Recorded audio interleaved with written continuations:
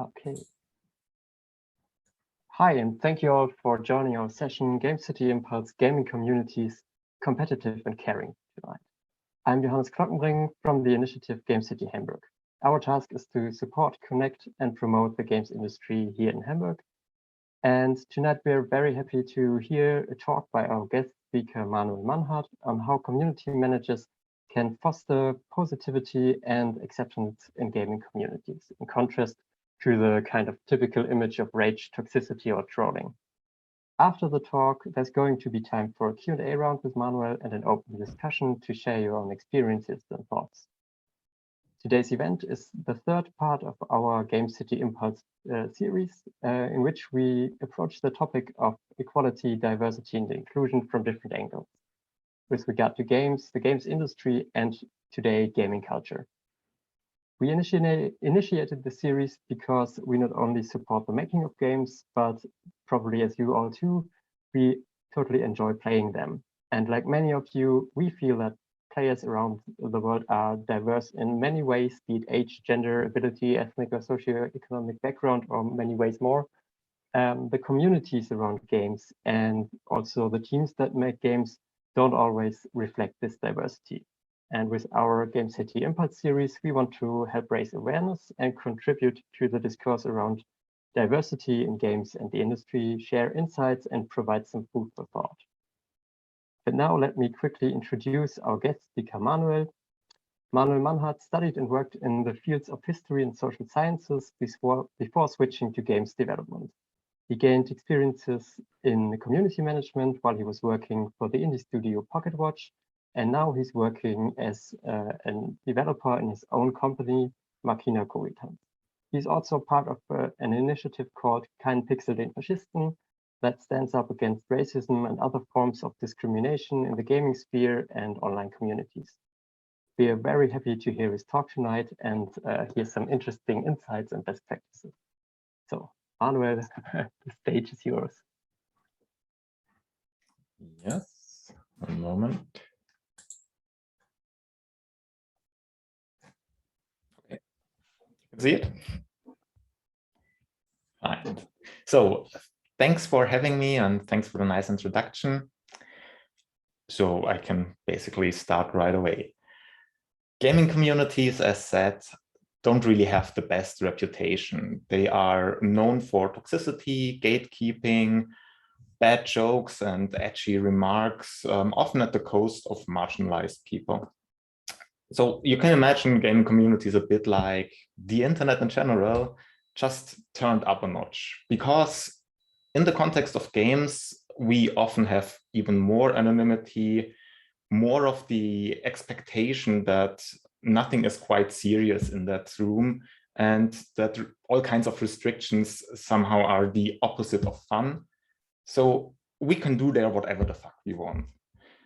And on top of that, we have a potentially even less filtered, less homogeneous group of people coming together, people with very different backgrounds coming together just because they share the interest in a game or several games.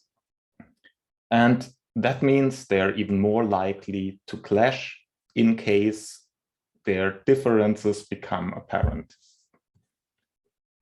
And when they clash, that means usually that the most aggressive, the most numb, or the most privileged will stay in the end.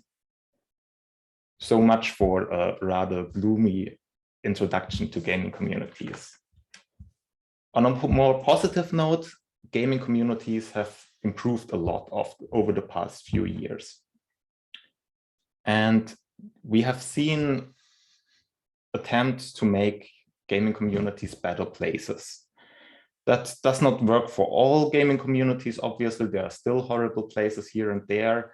And we often run into empty promises by some companies who use diversity and so on as mere marketing catchphrases. But there are also some really honest efforts and even successes to make gaming communities better. And more enjoyable, more accessible to a wider audience than they have been before. One of the most important actors, in my opinion, in this regard is Victoria Tran.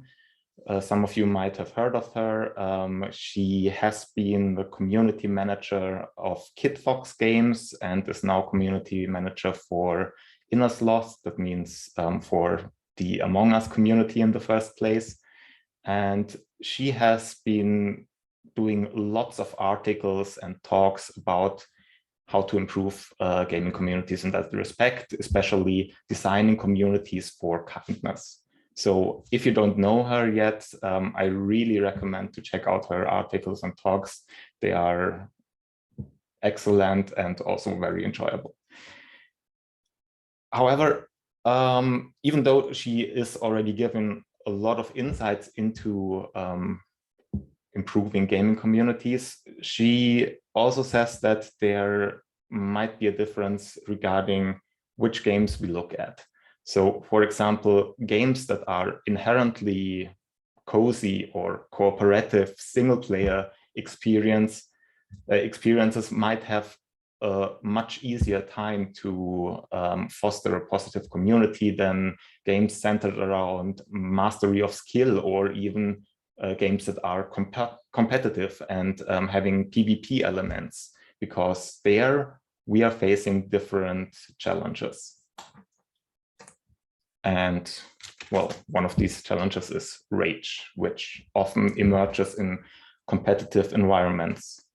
So rage is one big reason why it can be even harder in gaming communities to make that community more inclusive. You probably know rage in gaming from a number of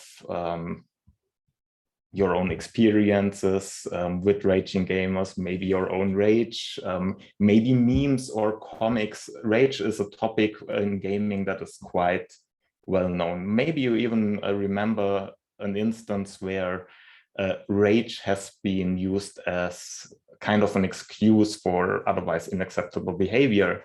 Maybe the word heated gaming moment remembers you of something, because heated gaming moment has been used as an excuse when some big streamer a couple of years ago dropped the N-word during a stream, and well, people came to his defense and said, well, such things just happen in heated gaming moments. And well, obviously that's just bullshit. So we have a really strange relationship with rage in general, because on the one hand, it is sometimes used to excuse bad behavior. And on the other hand, we also have, well, comics, videos, memes, and so on, which often ridicule rage as well. Maybe you remember from way back then, around 2005, roughly, there were those angry German gamer kids videos and things like that, that just make it even harder to properly deal with rage, which can indeed happen as long as you deal with it in some way. That is more reasonable than taking it as an excuse or shaming the people that are subject to rage. So generally in gaming, the approach to rage is very often not at all healthy if it is used as an excuse, if it is a trigger also for making implicit racism or sexism become explicit and just show the worst in gaming communities. And on top of that, when we have rage as a thing that is, on the other hand, ridiculed, we often see that rage is used as something that tends to support existing power structures. Because if, for example, a woman would criticize a streamer for making sexist jokes, then she is accused of being, well, much too emotional about this. But if the streamer, on the other hand, who already has support, is raging on stream, well, then it seems totally acceptable, of course. So we have issues with rage in gaming communities. And it's particularly hurting those who are marginalized or have less power than others. So this is what leads me to the title and the premise of this talk today. I want to look at how we can deal with rage, especially in competitive environments, and how we can have communities that are nevertheless caring, mindful of others, and able to include people of various backgrounds. And by the way, those characters you see there in the button are not only a representation of an angry loser and a happy winner, they are also characters of the game Tooth and Tail, which explains a bit how I am coming to this topic, because Tooth and Tail is a real-time strategy game with a pretty heavy focus on 1v1 games. That means always one player against the other, and there can only be one winner. So we naturally always have some loser in this game, and rage is quite likely. That game was originally developed by Pocket Watch Games. You might know them from their earlier game Monaco. And maybe that was a bit misunderstood in the introduction. I'm not directly working for Pocket Watch Games, but I took over the long-term maintenance for this game. So I'm still doing balancing, talking with the community and so on. So this is just my post-release work on this game. Well, so the community is already pretty old. So the game has been released 4 years ago, and the community existed even before that. And it's certainly not a perfect community, but it will serve as a good example for several points I'm making throughout this talk. So that's why I will talk about it every now and then.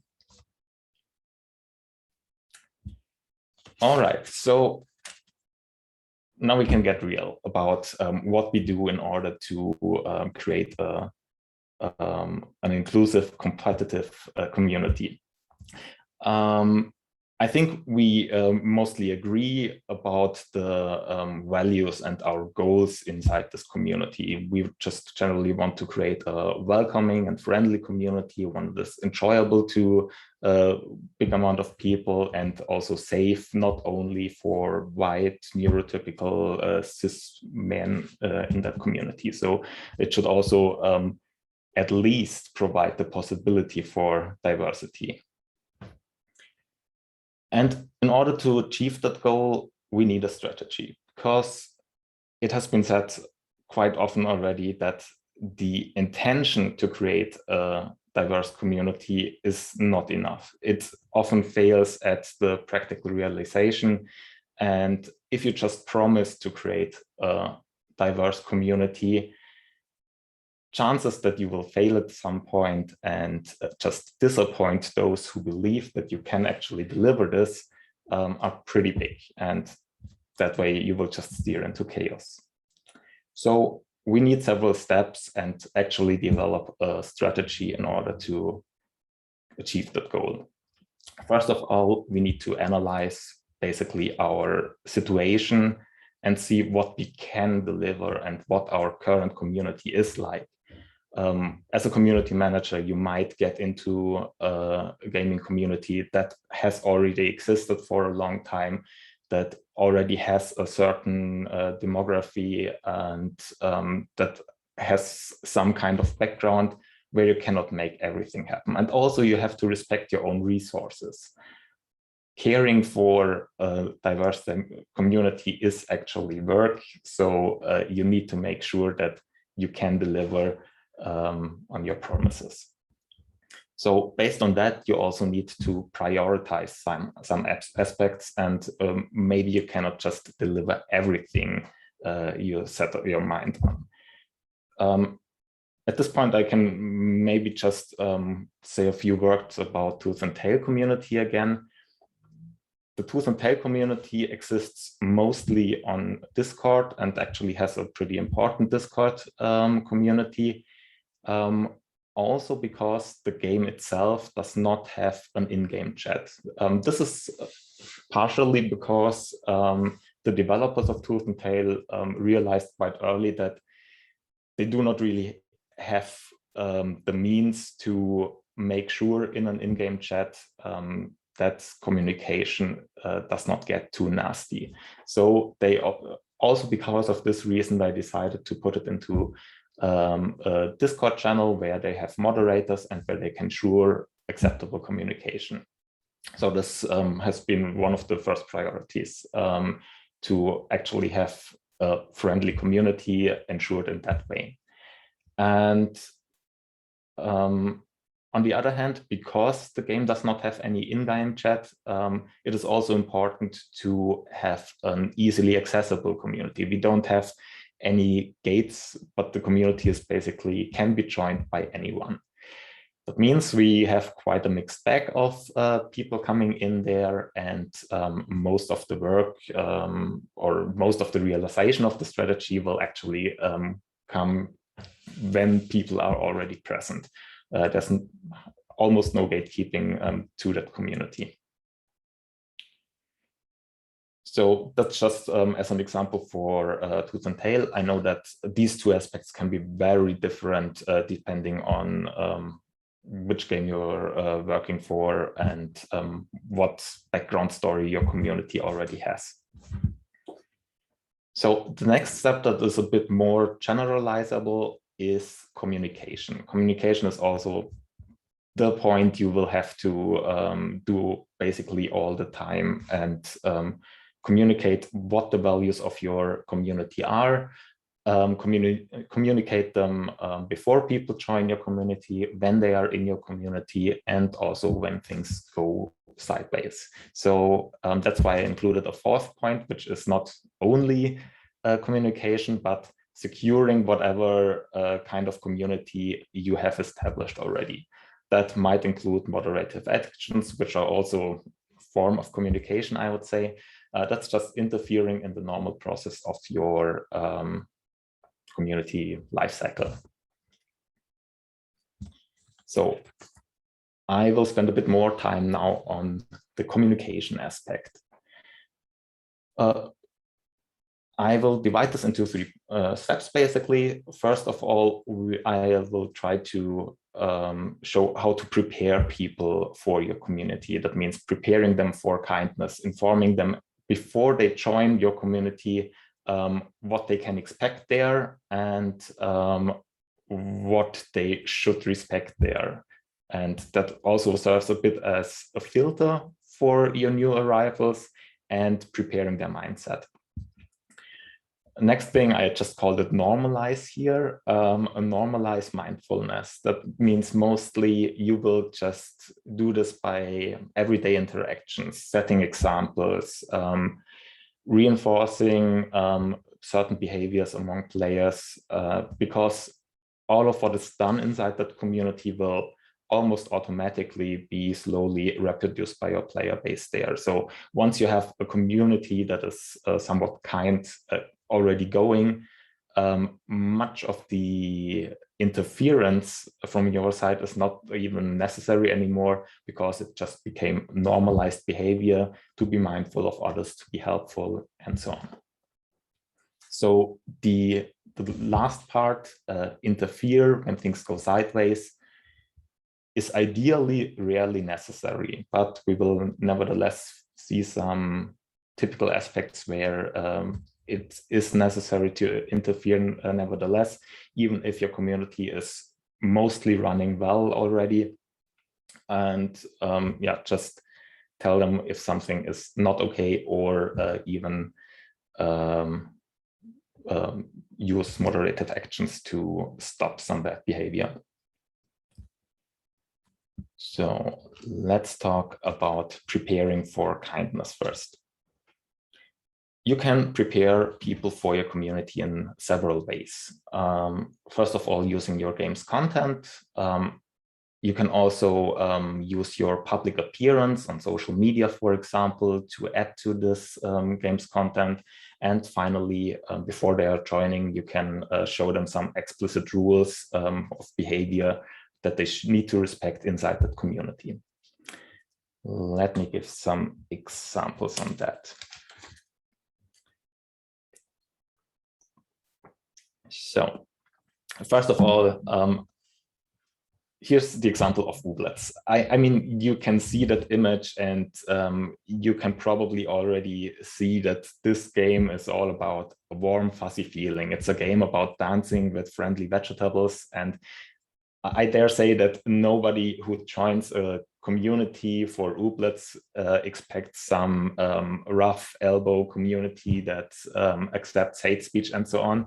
But, well, that's already a first filter for your game. If your game has a certain appearance, it will attract a certain kind of people. And in the case of ooblets, I dare say it will naturally attract rather friendly people, and that already sets different expectations than, for example, a World War II shooter, or for example, a gritty post-apocalyptic cyberpunk world. Speaking of that gritty post-apocalyptic cyberpunk world, many of you might know this image already, or this game already. It's about Death Trash. So if your first picture or first screenshot in your press kit looks like this, some people might get the wrong idea. They might not really expect a very friendly community behind this, but really rather think, yeah, okay, this kind of behavior might be acceptable there, and I can, well, be a hotshot there. However, even if your game looks like that, and that's perfectly great. I mean, if you played Death Trash, it's a wonderful game already, even though it's in early access. But you can deliver more information to prepare your community further. And in the case of Death Trash, the developer, you might know him as well, Stefan Hildebrings, does a lot actually to set the expectations right. So he actually has a pretty strong presence on social media. Here I have some screenshots from Twitter where that are actually about setting the right expectations. In the first example here, you see he says, "Gotta be honest, that negative review feels a bit like a win," because in that review he's made a screenshot of here. The reviewer complains that there are some dumb things in this game, no gender, bad graphics, hard to tell which is male and female, and the game is just gross, and he doesn't like it. And yeah, by marking this as a win, he just sets the expectation right straight that this game is about being gross on the one hand, but it's also very accepting of things like queerness, for example. So he actually just says that this review perfectly nails it, what this game is about. And also the other tweet here, the one to the right, he's quoting again a comment. Also, it's very funny how much emphasis a game about giant flesh creatures makes about be nice and don't hurt other people's feelings, lol. And Stefan Hildebrings just adds, just wanted to mention, it's not an oddity, it's intentional. So you see in these two examples already that not everyone really expects a game here that is about being nice and accepting and not hurting other people's feelings. But Stefan Hildebrings just reinforces or just adds this information using his social media presence. And it seems to work for the community so far. I mean, it's still a rather young game since its early access release, but the feedback he got so far from the community seems to be seems to indicate that his approach is actually working. For example, in the last tweet, he says, "We have an in-game feedback tool, forum, Discord, and social media. I personally didn't expect it, but the most private one, the in-game tool, brings in the most friendly comments. Sure, there's critique too, but it's often written alongside positive points or encouragement." So it's not all about raging and being an asshole, but people who finally find their interest for Death Thresh and might join the community eventually are actually mostly very friendly. And I think this is in a large part due to this presence that Stefan Höbel brings adds to this game. As a short fun fact, I did not meet him yet, but I heard about him about 6 years ago already on an event, and everyone just said, you have to meet him. He's such a nice guy and such a positive attitude. And I think he really brings that into his community and shapes it that way as well. So this is another step or way of preparation, of preparing people who are about to join your community for kindness. And as another step of preparation, we finally have our rules. So there are lots of rules you can think about. You can impose all kinds of restriction, no harassment, discrimination, doxing, unsolicited news, and the list goes on and on and on. There are many things you probably don't want in your community, enough to play bullshit bingo with this, for example. However, typically you don't want to mention all of those rules in your community rules at the beginning. I've seen many communities who actually write a whole list of things they don't want. And I'm just often asking myself, why are they doing this? Because on Discord, for example, none of these things are even accepted by the platform by itself. And to be honest, in many of those cases, if you need to tell someone that harassment is not okay, then you're already having a big problem. So I would say most of these things are not really required in your rules. You can, however, use them rather symbolically. So you just need to be aware of whether the information of your rules is symbolic or actually informative. All the cases I have shown on the page before are rather symbolic in that they just say, we have an eye on this and be careful about this. So it will surprise nobody that those are the rules. You are just signaling them that they have to be respected in your space, and you are keeping an eye on this. And this is not an area where everyone can do whatever. So that means you can include them as a signal, but I would keep it short and rather use that energy and use their attention, which is limited, to raise awareness for what is not yet really common sense. For example, you might limit your community to only include certain topics or exclude certain topics from your community. One of my, I cannot say favorites, but one of the things I often see is gaming communities have a clause like no politics. And that's a bit of an issue in many cases. Like here we have a pre-release poster for Tooth and Tail, and you can probably already see that there actually is some politics in this game. The whole game is about cannibal animals and revolution and different ideologies fighting against each other. So keeping politics out of that game is quite difficult, especially in this case and in many other cases too. And I still frequently see communities of like World War II games which say, please don't discuss politics in this game. And this is actually not only a bit ridiculous, but can also be harmful, especially if your game might be tone deaf in some aspects. If your game or your game's contents actually misrepresent certain marginalized people, and you tell the community they may not discuss politics here, you're putting them in a bad position. So I would generally say that the clause no politics is way too rough and usually harms the wrong people. So an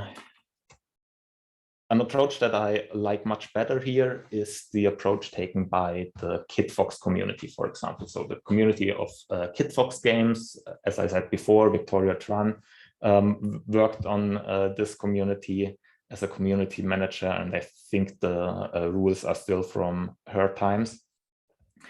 And in the first place, they are saying there's no such thing as keeping politics out of games, but be cautious of introducing divisive discussions of laws and political candidates, etc. So by telling people that it is more about laws and political candidates, this is much more restricted than just telling no politics here. And it is also not strictly forbidden, but you just inform them that the mods reserve the right to shut down topics that become heated. So you can actually do this in a gaming community. This is not something where you have to be afraid of, well, censoring or something like that. But you just want to provide an environment where people can talk freely, where they can point out issues that might be perceived as political by others. Because coming back to the word no politics, one issue with no politics rule is often that what is considered as political is often just what is not yet accepted as normal. So that's usually just, it usually just serves to protect the status quo and again harms marginalized people that way. You can also use your rules in order to point out things that are not so common. Like, for example, the second point here, no doomsaying. Doomsaying, that means basically just painting a very bleak image of reality. Everything sucks, we're all going to die, it's hopeless, nothing matters, etc. And you might just want to avoid that nihilistic spiral that drags down not only the conversation, but also might drag down people who come to this place, to this gaming community in order to enjoy themselves because they want to get away from this world and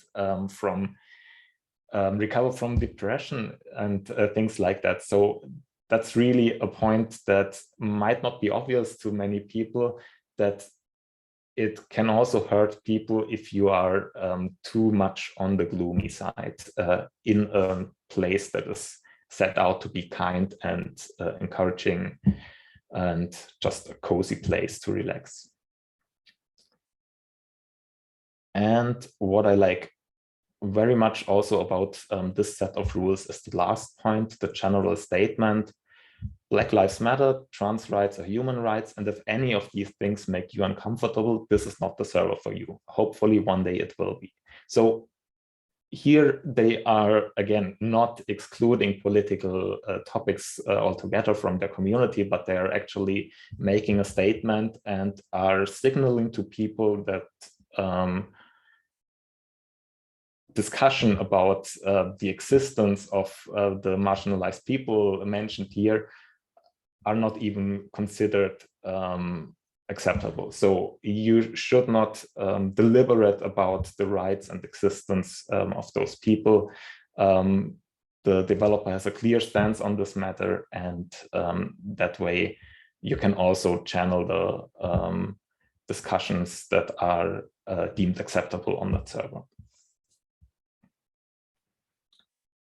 So on top of that, I would just add that it is also very useful in those rules to remind people to mind their own privilege. I will get back later to minding your own privilege a bit later when we're talking about normalization and interference inside your community. So much for the preparation. Now we assume we already have people in our community. And first thing, there are certain behaviors that we want to just normalize in order to ensure it's an enjoyable atmosphere, like offering advice, welcoming new players, playing for fun, accepting defeat, and dealing with frustration. So the last two parts, or actually three parts, are very much specific of competitive games, of course.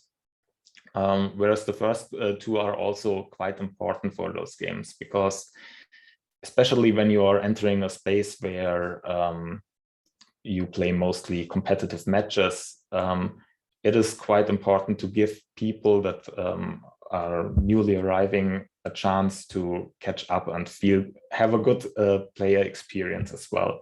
And often in strategy games, it's quite normal that you enter the game and you get crushed again and again and again. So especially if the community is already somewhat older, like for example for Tooth and Tail, where, as I said, the game has been released more than 4 years ago.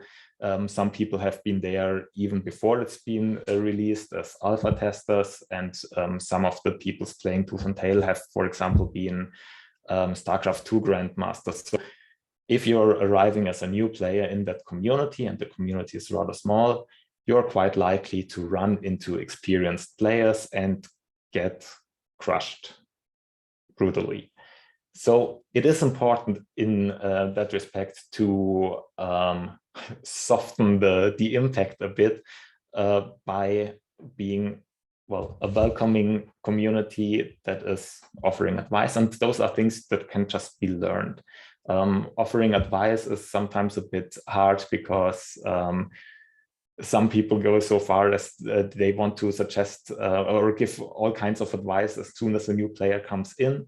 But it's just too much and feels like being disrespectful if they just bombard them with advice. So that's one thing that you can just train in your community. As a community manager, you can, of course, just signal this by asking people whether they want advice before actually giving that advice, providing some resources that are not too pushy, and well, just showing how the interaction with new players can work, and then it will eventually be reproduced by others and just become normal that way. Now, for the last three parts, when we are talking about frustration, there we are going back a bit to the topic of rage, of course. So how can we deal with frustration in a way that is neither excusing all kinds of bad behavior with frustration, rage, heated gaming moments, nor shrugging it off as completely normal, nor shaming the players that actually feel that frustration. So I have an excerpt from a conversation we've had a while ago on the Tooth and Tail Discord between two actually top players, and I will just point out a few aspects of this conversation. So basically the green player here starts being a bit, well, underwhelmed by his own performance. I don't know why I play so bad all the time, but I do. And the other one is not gleeful about it or anything, but shows an understanding attitude. We all do, you're just harder on yourself, etc. Brings the other one again to get a bit closer to accepting that defeat. You see that thanks and a slight smile behind it. They're talking about the possibility, or that it's sometimes smart to just take a break from the game. So they also normalize, or they're putting their mental health over playing and practicing the game. And he's just sharing his own experience at this point. It has helped me before when I was feeling like that. And the green player again describes his own feelings a bit more, like a pit of frustration in my throat. And the other one responds describing the feelings he himself knows with the game. It feels like I have to prove something to myself, and the other person doesn't know I can do better. Whereas the green one says exactly, oh my God, yes, that is the feeling. So you can probably already see that there might be a bit more than just pure rage or unreasonable frustration behind this. The green one also says, actually names this as fears that he has in the game. So there's probably more of a social background with, well, pressure that even transcends into a game that should actually be fun. And they still feel the pressure to show their performance, and they don't want to look bad in the eyes of others. So it's probably just a bit of a touchy matter with a bit of a background.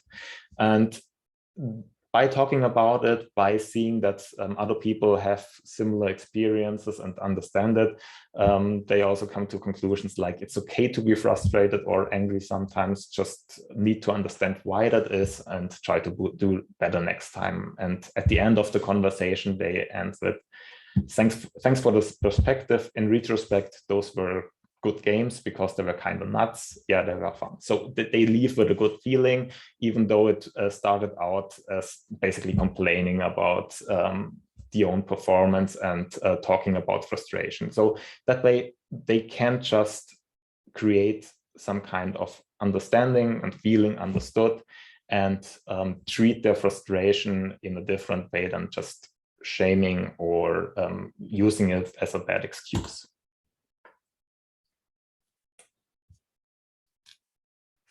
So now let me come back to interfering when it's necessary. As I said, normalizing such discussions can be really healthy for the community, just to deal with those experiences and actually provide a friendly atmosphere, and also one that is easy to join for others. However, it might still be sometimes necessary to interfere. In the first place, even, or maybe even especially, when you have a working community, you need to be aware of community dynamics.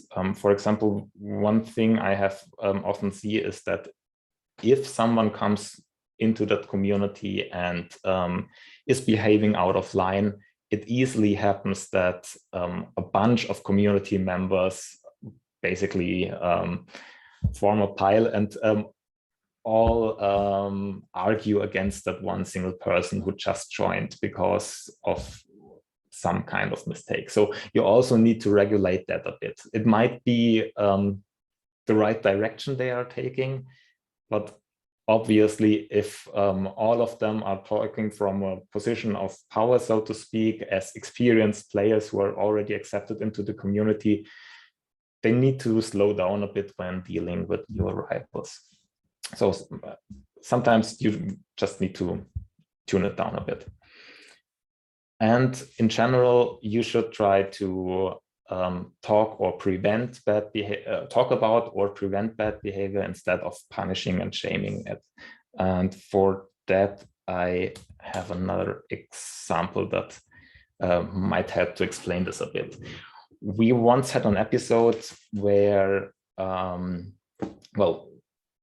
one player, here the red one, wrote GG, like good games, to another one, actually pinging them, and the other one just responded fuck off, and it went on a bit, being a pretty rude exchange between those two.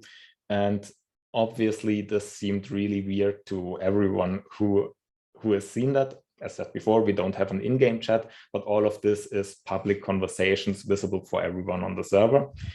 And yeah, so it all got a bit heated. Everyone piled up basically against that green player who was being rude. And the green player basically just said that he considered that GG, good game, as BM. That means bad manners. That is just if you are behaving in a way that rubs it into the loser's face, in this case, that they have actually lost the game.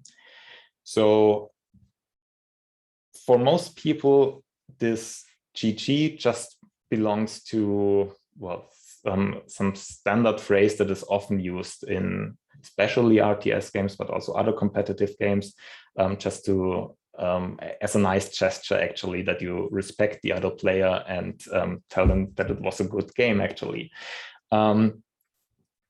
However, in this case, it was obviously perceived in a different way. So we had to shut down the discussion about it, because obviously in this case, it was all public and nobody really had much of a context for why the other person's behavior was as rude.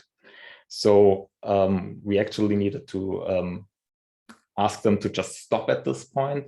And I took a bit of time to look into this and notice that actually this very same red player repeatedly pinged the green player in this case and told GG, particularly after winning games. So I had a small private discussion with them, pointing out that mechanism and asking whether it wasn't really some bad intention behind it, which they eventually admitted that originally they just wrote GG because they considered it normal, realized that the other was reacting poorly to this, and then they doubled down on this and continued to write GG to this person whenever they lost, and only when they lost. So we had a conversation. The red one eventually apologized and also had a little chat with the green player, and it's good again between us. Thanks for confronting me. So in cases like this, that's what I mean with talk or prevent instead of shame and punish, because there was not actually any moderative action used in all this. It was just talking about the incident and trying to find out what happened there. And in that way, both of those players could actually keep their face. Publicly, none of them was eventually accused of really bad behavior, and both of them just remained normal members of the community that way and understood better that they need to be, well, more mindful of the others and don't react in that way anymore.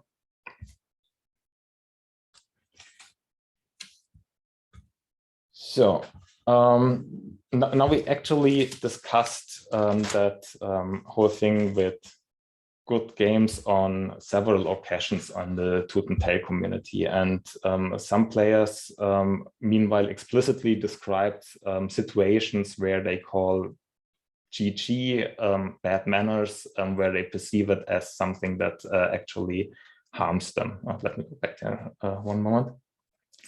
And others said that from their experience, it's just a nice gesture, regardless of context.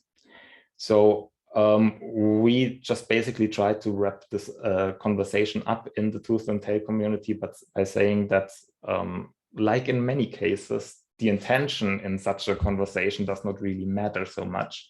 It's just the most important thing, after all, to respect the other person's wishes. And it doesn't make you a bad person if you accidentally say GG to someone who cannot take it at this moment, but it makes you a bad person, or it is a severe issue, I'd say, if you continue after being told to stop.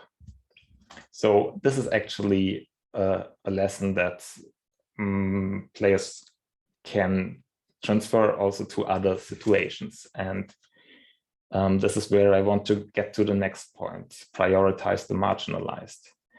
Maybe this comes a bit as a surprise now, because we are actually jumping a bit here. But maybe the last two examples showed you the difference understanding in those conversations makes. Many players can actually relate, especially in competitive games, many players can relate to issues associated with rage. So they have some kind of understanding why the other person is reacting in a specific way. That's why this whole thing about GG and fuck off was taken rather lightly by other players, because they understood there was some of that rage mechanic beneath all of this. However, most players in gaming communities have a total lack of understanding for marginalized people. That comes per se a little bit because marginalized also means that they are not considered the norm, and few people actually have an idea about their lived experiences. So it is really, some really don't have any access to understand what it means, or what can be offensive and what cannot be, or what is a better way of communicating. And that's why we often have kind of a drama pattern when someone says offensive things against marginalized people, simply because, or not only because, but mostly because privileged persons generally just completely lack understanding for marginalized persons. So here is just a rough outline. Let's assume we have a privileged person that does something that seems okay to most people in that community, but actually hurts marginalized people. The marginalized person, or a marginalized person, might criticize that statement, and the privileged person is like, oh no, what I did was not at all racist or sexist or whatever, and just ignores or dismisses that criticism.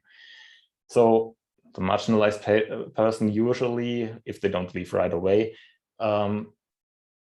uses more explicit words and uses a rather harsh tone, and the privileged person is all like, help, help, I'm being repressed, because at this point, they are actually in denial of their mistake. So they don't understand what their mistake was, and especially in communities that have good intentions, that have the intention of supporting and accepting marginalized persons, this feels like an assault to them.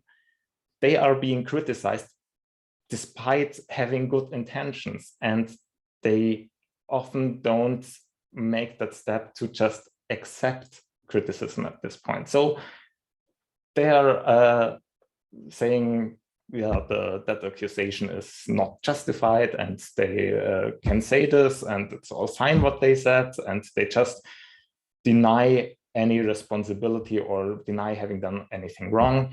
Then usually the tone police jumps in and says, we got your back, who dares disturb our merry community, begun nasty troublemaker. The troublemaker is, of course, the marginalized person for pointing out something that was not obvious to a great part of the community. And well, sooner or later, usually the marginalized person will just leave the community, because it's actually hopeless at this point when they have a majority against them who just denies being using in some way statements that are hurting marginalized persons.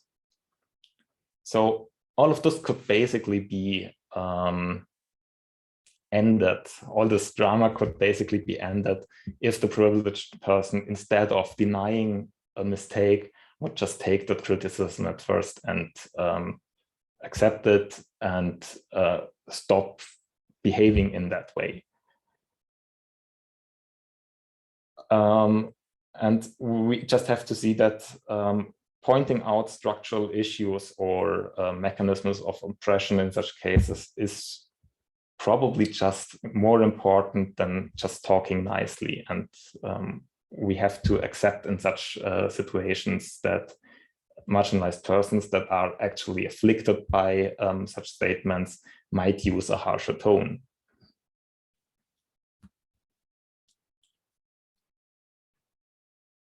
However, in gaming communities, we also usually have a lot of undisclosed identities. So we might not know at the beginning when we are talking to someone what it is that we need to pay attention to, what we need to respect, how we should behave. And as said before, sometimes there are just some rules that are not yet generally known.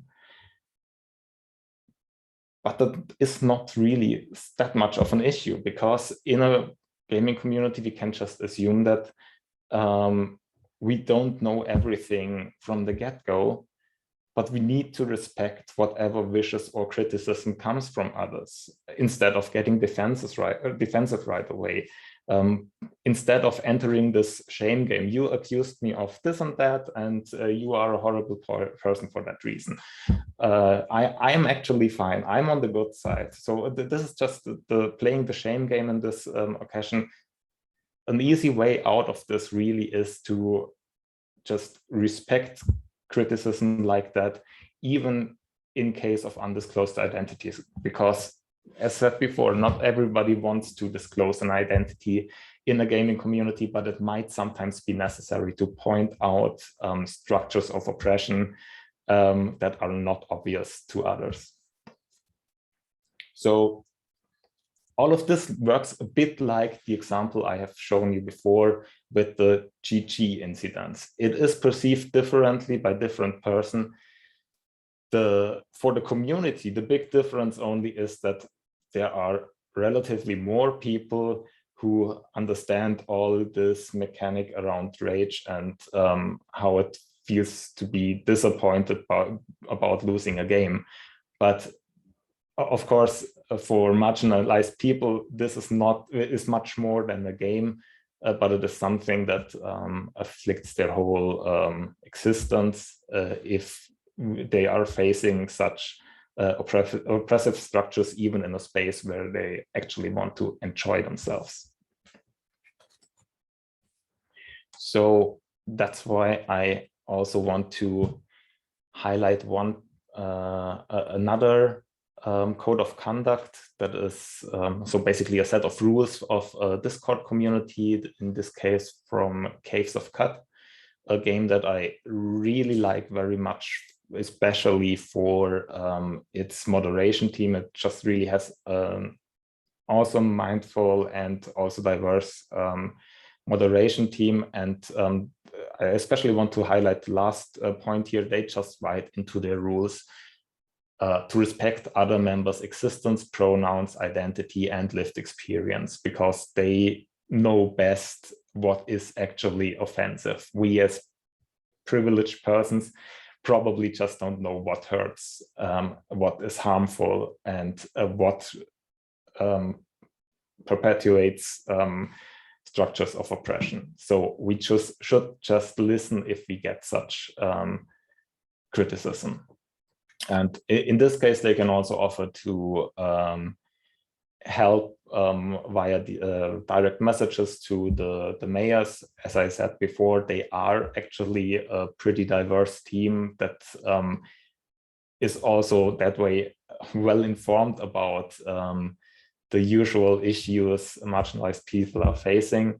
Of course, that is not possible in each and any community, and you just also need to be a bit careful of dragging conversations about marginalization into private messages. This just as a side note, because for many that is also quite uncomfortable, because they might have really bad experiences, especially with moderators, which actually double down on the repression or start some gaslighting stuff. So in some cases, you should at this point always, or you should in this case always ask whether it's okay for them to take this to DMs and coordinate with them how to deal with this issue. So we can just go back to this and say, it is important to respect such wishes and respect criticism without going back to the shame game. You don't have to understand 100% why that is. You should not question it in the first place, because having to explain it over and over again is also a harmful experience. It's totally okay not to be omniscient from the get-go, but if criticism is coming, you should just roll with it.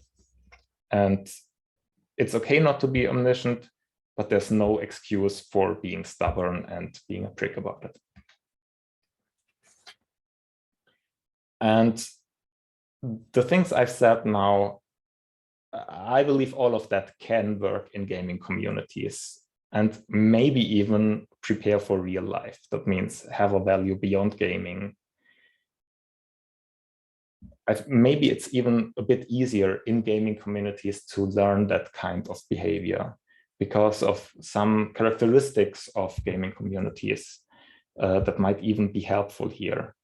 We have, as I said in the beginning, a potential diversity of very different identities, only united because of a game or several games.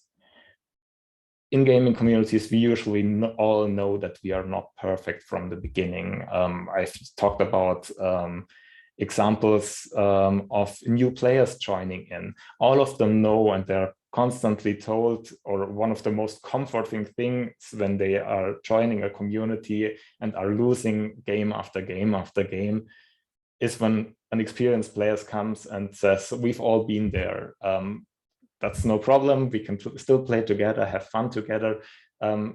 It's okay not to be perfect yet. And basically, gaming communities are just a great space for imperfections in many ways, because also we don't, also because of the aspect that we often don't have full disclosure about our identity. We are kind of anonymous there.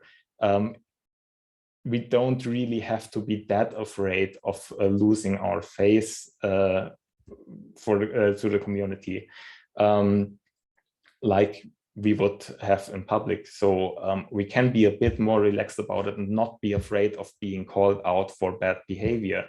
That's why it might even be easier to accept it if we hear it. So that way we can just keep the shame and the pressure low and basically provide a somewhat enjoyable model for a diverse society in gaming. Thank you.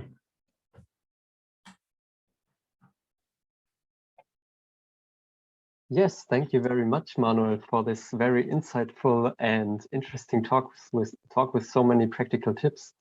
I think we're all already looking forward to discussing the things you brought up together. If you're watching this video at a later point, feel free to join our Discord server, which we'll link in the description to pick up the topics again. Also, we'll announce more events on there and on our website, gamecity-hamburg.de.